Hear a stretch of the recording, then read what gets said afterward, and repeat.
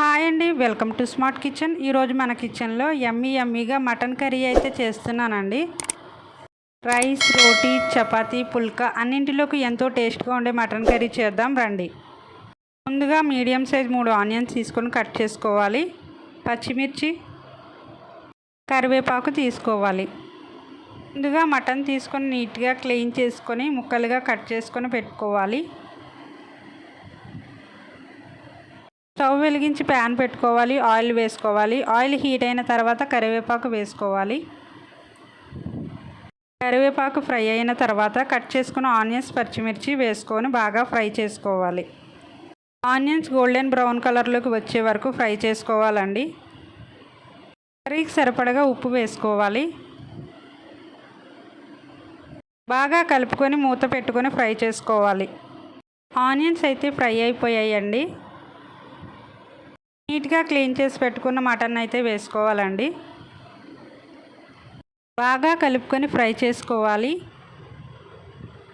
మటన్లోని water అంతా ఇంకిపోయే వరకు ఒక 15 మినిట్స్ వరకు మూత వేసుకొని మగ్గించుకుందాం. మటన్ అయితే బాగా మగ్గిపోయిందండి. 2 స్పూన్స్ కారం వేసుకోవాలి. మీరు తినే స్పైసీని బట్టి కారం వేసుకోండి. 1 టేబుల్ స్పూన్ పసుపు వేసుకోవాలి. ఉప్పు, కారం మటన్కి పట్టేటట్టు బాగా ఫ్రై చేసుకోవాలి. మటన్ ఎంత మగ్గితే కర్రీ అంత టేస్ట్గా ఉంటుందండి. మూత వేసుకుని మగ్గించుకుందాం. మటన్ అయితే మగ్గిపోయిందండి. 1 గ్లాస్ వాటర్ వేసుకొని కుక్ చేసుకోవాలి. ఫ్లేమ్ సిమ్లో పెట్టి కుక్ చేసుకుందాం. అల్లం, వెల్లుల్లి, జీలకర్ర, ధనియాలు, దాల్చిన చెక్క, లవంగాలు, ఇలాచి ఇవన్నీ మిక్సీ పట్టుకొని కర్రీలో వేసుకోవాలి. స్టోర్ చేసింది కాకుండా అప్పటికప్పుడు ఇలా మిక్సీ పట్టుకొని వేసుకోండి, చాలా టేస్ట్గా ఉంటుంది. కర్రీ బాగా ఉడికిన తర్వాత సన్నగా తరిగిన కొత్తిమీర వేసుకోవాలి. కొంచెం గ్రేవీగా ఉన్నప్పుడే స్టవ్ ఆఫ్ చేసుకోవాలి. కర్రీ అయితే రెడీ అయిపోయిందండి. బౌల్లోకి తీసుకుందాం. ఎంతో టేస్ట్గా ఉండే మటన్ కర్రీ అయితే రెడీ అయిపోయిందండి. మీరు కూడా ట్రై చేయండి. ఎలా వచ్చిందో నాకు కామెంట్ చేయండి.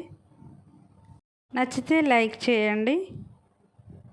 వేడి వేడి మెత్తని చపాతీలోకి కర్రీ వేసుకొని ట్రై చేయండి, ఎంతో టేస్ట్గా ఉంటుంది.